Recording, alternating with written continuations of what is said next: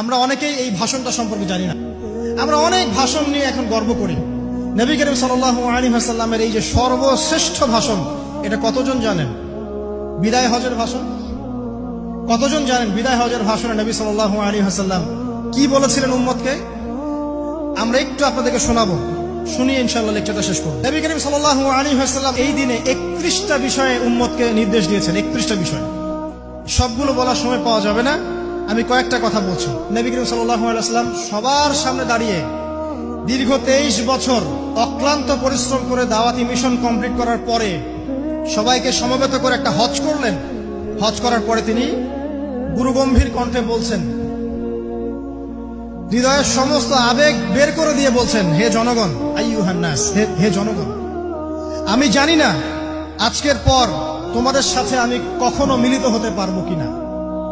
একটু চিন্তা করেন, সাহাবীরা সামনে দাঁড়িয়ে আছেন, নবীজি দাঁড়িয়ে এই কথাটা বলছেন, হে জনগণ, আমি জানি না আজকের পরে আমি তোমাদের সাথে মিলিত হতে পারবো কিনা। অতএব যে ব্যক্তি আজকে আমার এই কথাগুলোকে স্মরণ রাখবে, সে যেন অন্যের কাছে এই কথাগুলো পৌঁছে দেয়। হতে পারে যার কাছে পৌঁছে দেওয়া হচ্ছে সেই এই কথাগুলোকে বেশি সংরক্ষণ করতে পারবে। আল্লাহ পাক তার প্রতি রহম করুন যে আমার এই কথাগুলোকে অন্যের কাছে পৌঁছে দেবে। নবীজির ভাষণ। এরপর নবীজি বলছেন, জেনে রাখো নিশ্চয়ই তোমাদের পরস্পরের, মুসলিমদের পরস্পরের সম্পদ, পরস্পরের রক্ত, পরস্পরের এই যে জান, মাল, ইজ্জত, এগুলো একে অপরের জন্য হারাম। মুসলিমদের পরস্পরের রক্ত, পরস্পরের ইজ্জত, সম্মান একে অপরের জন্য হারাম। এর হানি করা একে অপরের জন্য হারাম। ঠিক যেমন আজকের এই দিন হারাম, এই শহর হারাম, এই মাসও হারাম।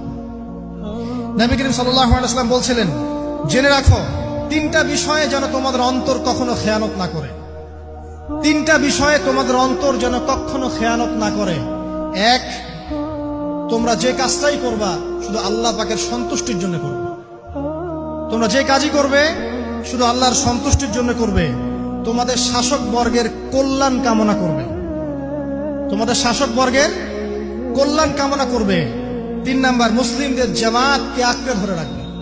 মুসলিমদের ইউনাইটেড কমিউনিটিকে আঁকড়ে ধরে থাকবে। এই 3টা বিষয় পালনের ক্ষেত্রে তোমাদের অন্তর যেন খেয়ানত না করে। এদিন সূর্য ঢলে যাওয়ার পরে নবী সাল্লাল্লাহু আলাইহি ওয়াসাল্লাম আরো বললেন, শুনে রাখো হে মানব জাতি, এটা ভালো করে শোনেন, শুনে রাখো হে মানব জাতি, নিশ্চয়ই আমি মুহাম্মদ সাল্লাল্লাহু আলাইহি ওয়াসাল্লাম জাহেলি যুগের যত কুপ্রথা আছে সমস্ত কুপ্রথাকে আমার পায়ের তলে পিষ্ট করে গেলাম। জাহেলি যুগে কি ছিল ভাই?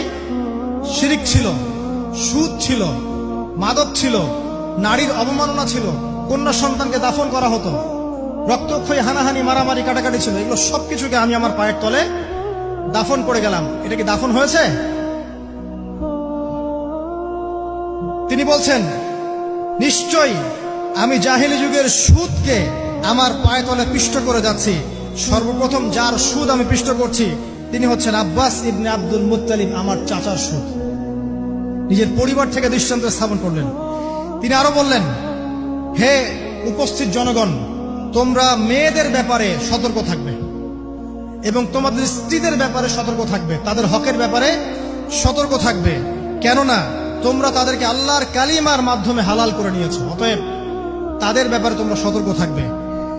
তোমাদের উপর তাদের হক হচ্ছে তোমরা যা খাবে, যা পরবে, তাদেরকেও তাই খাওয়াবে, তাই পরাবে। আর তাদের উপর তোমাদের হক হচ্ছে তারা তোমাদের বিছানায় এমন কাউকে আসতে দিবে না যাদেরকে তোমরা অপছন্দ করো।